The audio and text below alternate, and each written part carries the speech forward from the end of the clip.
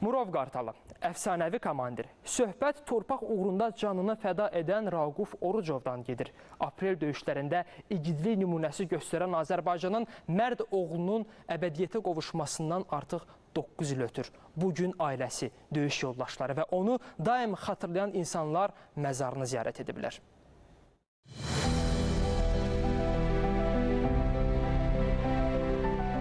Yeddi əskəri əsirlikdən xilas edən, təkbaşına erməni hərbi hissəsinə daxil olub oradan sağ çıxan, erməni komandirinin oğlunu girov götürən Murov Qartalı Raquf Orucov.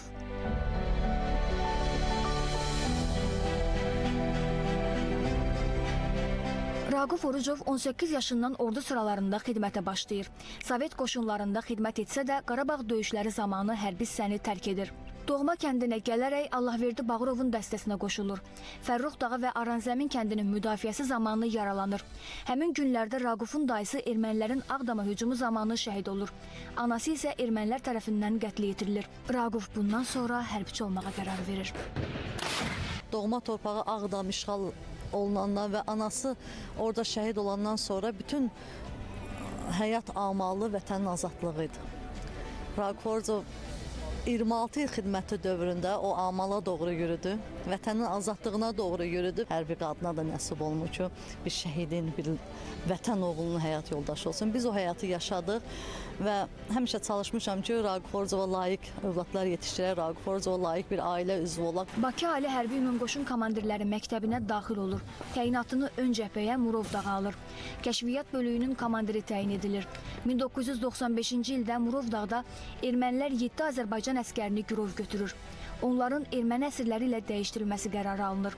Raquf Orucovun komandanlığı altında 6 nəfərlik heyət Kəlbəcərə gedir. O, əskərləri ilə birgə 10 gün ermənilərin nəzarətindəki ərazilərdə qalır.